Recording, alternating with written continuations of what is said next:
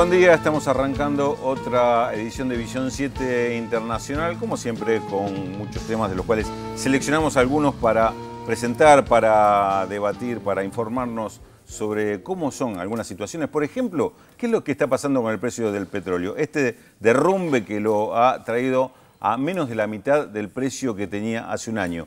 Una crisis en materia petrolera que muchos pronosticaban el año pasado que iba a ser mucho más corta de lo que en realidad está durando. ¿Cuáles son los motivos de esta caída del precio? Vamos a tratar de analizarlos a través de un informe y la charla que tengamos posteriormente del análisis sobre esta situación. Pero otra novedad en materia de información internacional para nosotros importante es la vuelta de Pedro Brigger, que lo hemos recuperado con mucho para contar seguramente sobre lo que sucede en España. Pedro, ¿qué tal? Bienvenido. Bien, sí, un gusto estar con ustedes otra vez, con todos, por supuesto, acá recién regresado de España, terminando el libro de entrevistas, muy interesante, pero cuando uno llega a América Latina inmediatamente tiene que cambiar el chip, como se dice hoy en día, en una época era el cassette, y decir, bueno, mirar qué está pasando, y la situación en Brasil está realmente muy preocupante. De hecho, tenemos un informe sobre eso, pero nosotros estamos tratando la crisis política que se está viviendo en Brasil desde que Dilma asumió.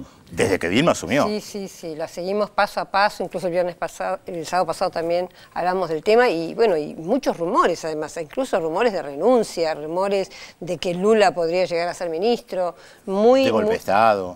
De golpe de Estado. Bueno, de hecho el domingo 16 hay una marcha, así que vamos a ir viendo todos estos marcha temas. Opositora. Marcha donde van a pedir una vez más el impeachment de Dilma Rousseff. Fue una semana complicada porque el 13 de agosto de esta semana también va a haber una marcha en Ecuador. Así que una semana complicada para América. Y bueno, y nos vamos también a otra parte del mundo que es la frontera entre Turquía y Siria. Ahí hay nuevamente bombardeos norteamericanos. Se ha registrado un giro en la política o en la estrategia tanto militar norteamericana como la turca. En el caso de Turquía, muchos de los bombardeos y muchas de las acciones fueron más que contra el Estado Islámico, como se dice oficialmente, contra los kurdos. Así que vamos a ver también un informe sobre ese tema y lo vamos a debatir posteriormente. Y aprovecho para saludar a Alejandro. ¿Qué tal, Alejandro? ¿Qué tal, Telma? ¿Cómo estás? Y bueno, la caída del precio del petróleo de la mano de la excesiva demanda genera muchas especulaciones sobre el futuro del oro negro.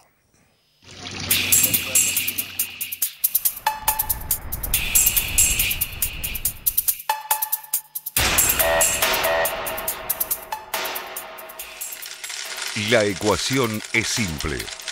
Cuando se reduce la producción, la oferta cae por debajo de la demanda y los precios aumentan.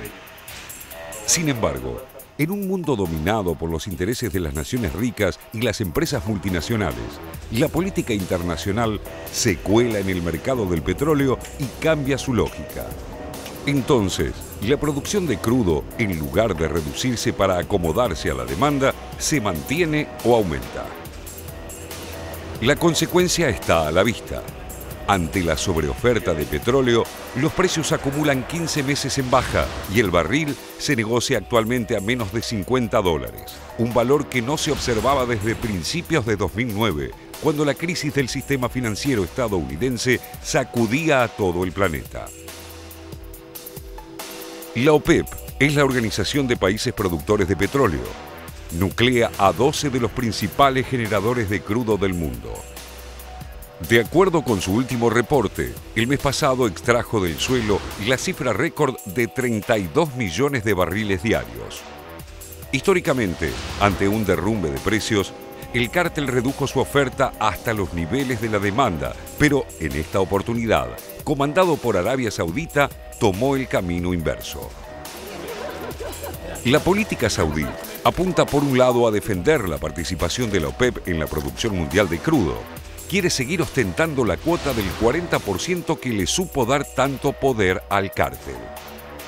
Por otro lado, al acelerar la caída de los precios, Arabia busca desalentar la competencia de los países con grandes reservas en shale oil, el petróleo crudo que se encuentra a mayor profundidad que los hidrocarburos convencionales entre rocas de minerales laminares.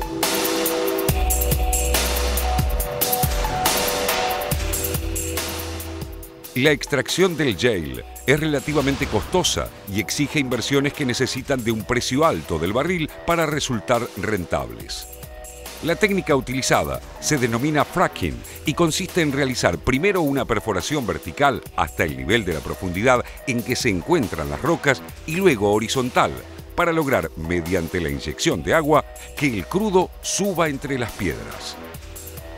Fue precisamente la propagación del fracking la que le permitió a Estados Unidos convertirse el año pasado en el mayor productor de petróleo del mundo por encima de Arabia Saudita y Rusia. La caída del barril de crudo desde los más de $100 de abril de 2014 hasta los menos de 50 actuales benefició a los saudíes al complicar las cuentas de numerosas multinacionales petroleras radicadas en Estados Unidos. No obstante, no logró detener aún el avance norteamericano en la materia. La meta de la Casa Blanca de lograr el autoabastecimiento energético pesa más que la complicada ecuación financiera de las grandes petroleras que desde este año reciben subsidios de Washington para seguir incrementando la producción y a la vez mantener los niveles de empleo en el sector. En una primera aproximación, sorprende la pasividad de la Casa Blanca frente a la estrategia de Arabia. Una mirada más atenta permite concluir que el derrumbe del barril, siempre que sea momentáneo, también le cierra al gobierno de Barack Obama, que observa con beneplácito cómo se reducen los ingresos de Rusia y Venezuela, dos de sus principales enemigos en el plano geopolítico. En la lucha por ver quién se mantiene a flote, los norteamericanos saben que cuentan con más salvavidas.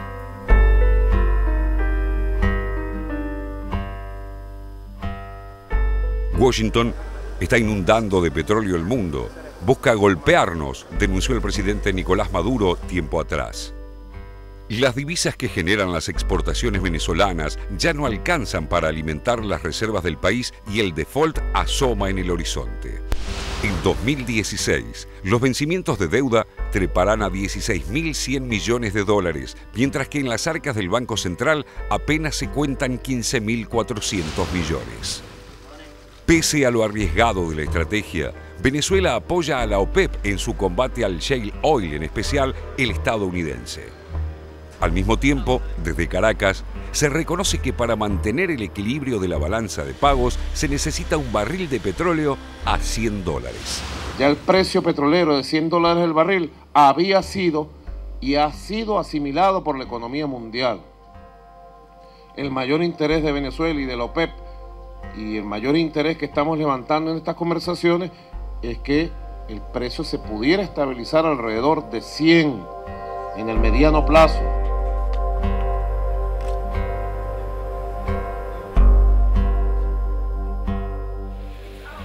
En línea con la denuncia de Maduro sobre la política internacional estadounidense, se encuentra el pacto nuclear entre la Casa Blanca e Irán, que eliminará las restricciones comerciales y le permitirá a la República Islámica aumentar su oferta de petróleo en hasta 1 millón de barriles diarios.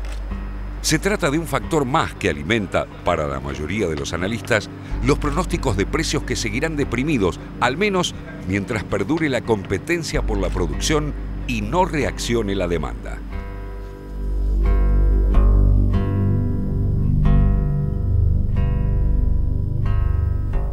Existe una enorme controversia sobre a qué responde el precio del petróleo, ¿no? Mientras algunos se toman de la forma más tradicional de, bueno, una relación de oferta y demanda, y un exceso de oferta supondría una baja, un exceso de demanda supondría una suba del petróleo. Otros dicen, no, en este caso es Arabia Saudita quien tiene el control por ser el mayor exportador del mundo y hoy con un margen todavía mayor sobre los segundos o quienes le siguen en materia de oferta de petróleo.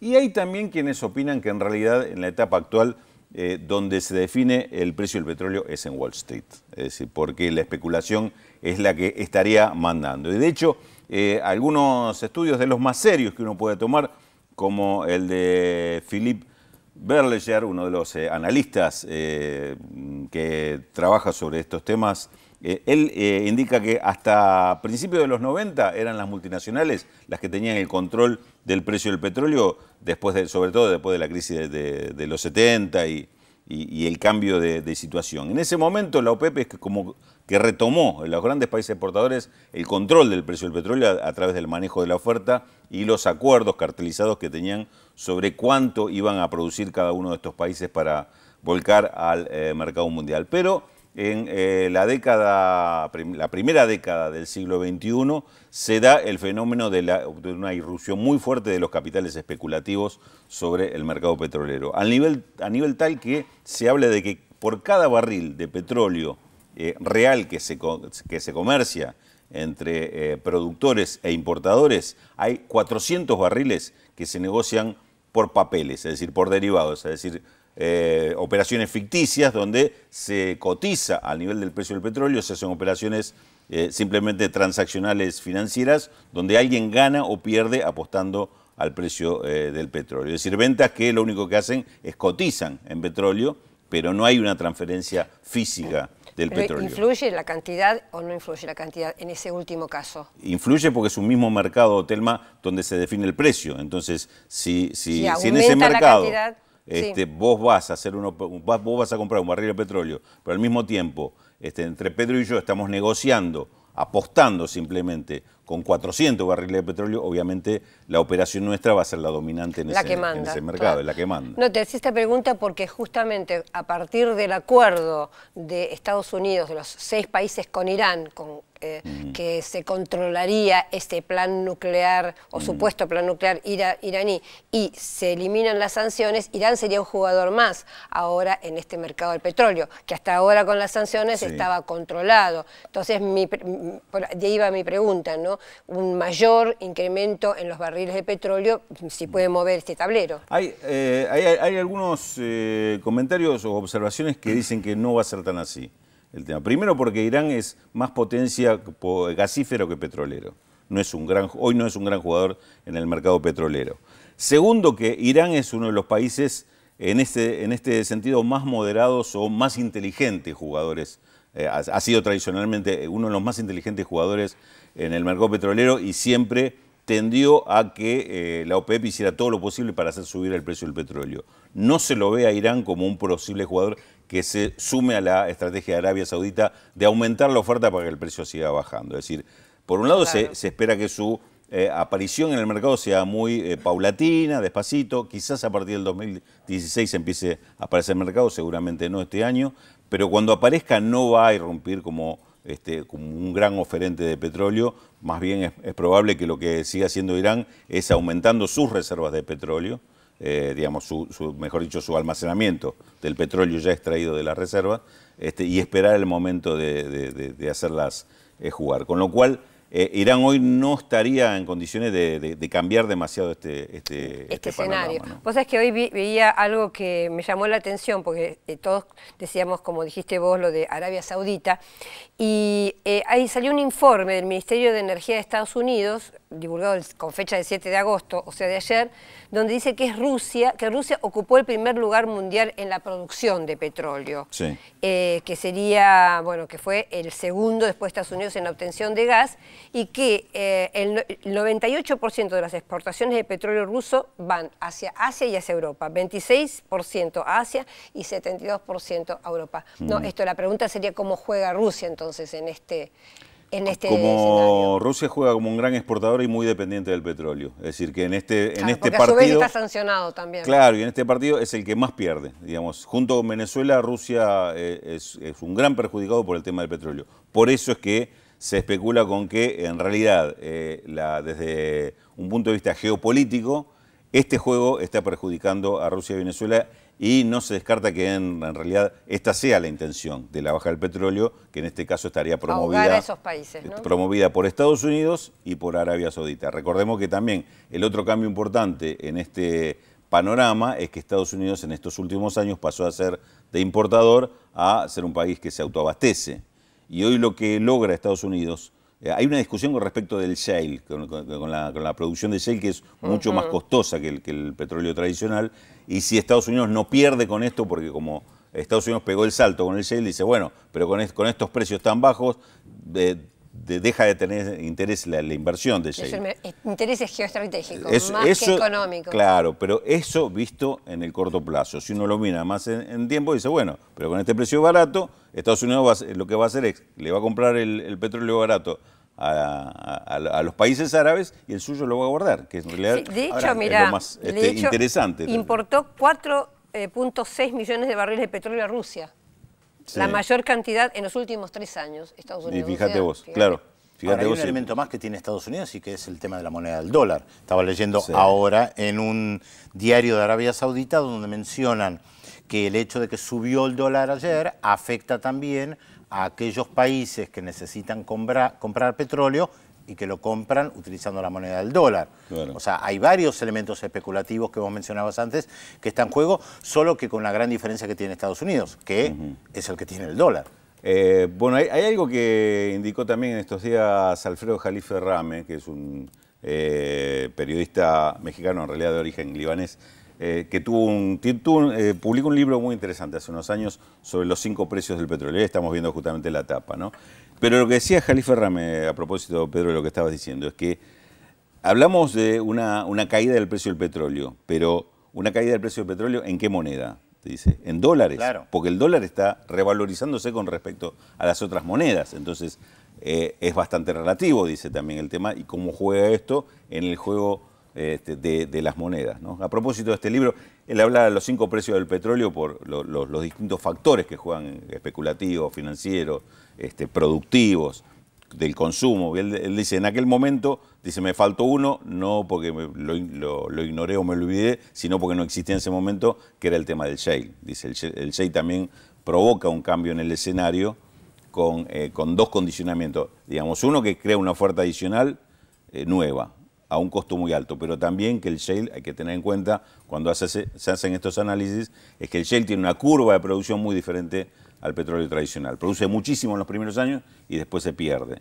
El petróleo tradicional, normalmente estamos hablando de una curva de 10 a 20 años de producción más o menos constante y después paulatinamente en baja, ¿no? Ahora, seguramente a muchos de los que nos están mirando les debe parecer como un tema muy abstracto, pero recordemos que una parte importante de las guerras en el siglo pasado y conflictos también en el nuevo siglo estuvieron alrededor del tema del petróleo. O sea, la lista es larguísima. Mencionábamos a Irán, el golpe de Estado de 1953 que se hace en Irán, lo orquesta la CIA, hemos hablado sobre esto en más de una oportunidad. Gaddafi en su momento aumentó el precio del petróleo y provocó todo un conflicto dentro del mundo árabe. El conflicto entre Arabia Saudita e Irán no tiene que ver solamente con chiitas y sunitas, sino que tiene también que ver con 2 países importantes en tema de petróleo. Las exploraciones que está haciendo la Exxon ahora en Guyana, que está motivando un enfrentamiento, un calentamiento del conflicto entre Venezuela y Guyana, tiene que ver con una petrolera. O sea, no son temas abstractos, porque uno puede pensar especulación, precio, dólar, cuánto importa cada uno, cuánto exporta cada uno, pero esto tiene incidencia política. Hasta lo de Libia podríamos pensar, ¿no? La caída de Gaddafi, claro, también hasta puede qué punto estar esto está vinculado. O sea, como que, digo, sí, no es un tema abstracto. Sí, por eso, tío, no es único porque está cruzado también por otros temas geoestratégicos, pero el tema del petróleo siempre... Pero claro, por esto que decís, inclusive es fundamental el tema, para analizarlo y entenderlo, lo que está pasando en el precio del petróleo, hay que verlo fundamentalmente desde el punto de vista geopolítico. Me parece, claro, o sea, unir los 2 elementos. El tema de quedarte con la oferta y demanda me parece no es suficiente y hasta te puede hacer incurrir en error en cuanto a la lectura. Es geopolítico, por eso la importancia también de cómo se cruzan. Otro tema geopolítico es el tema del sistema financiero, como más de una vez hemos dicho, y en este caso, en el caso del petróleo, se cruzan el tema de los intereses financieros y el poder de las corporaciones financieras con el poder de las corporaciones petroleras. Sí. Bueno, muy bien. Les voy a dar elementos de la incógnita porque hoy nuestro amigo Félix Taylor no está con nosotros. Así que les voy a contar sobre la incógnita de hoy. Es una mujer nacida en el barrio porteño de Saavedra, en el seno de una familia obrera y anarquista. Nuestro personaje militó desde muy joven en el Partido Comunista y se vinculó con intelectuales, filósofos y artistas. ¿De quién estamos hablando? Bueno, pueden llamar a los teléfonos, ahí están en pantalla, 0800 444-1777 y el 4535-0709.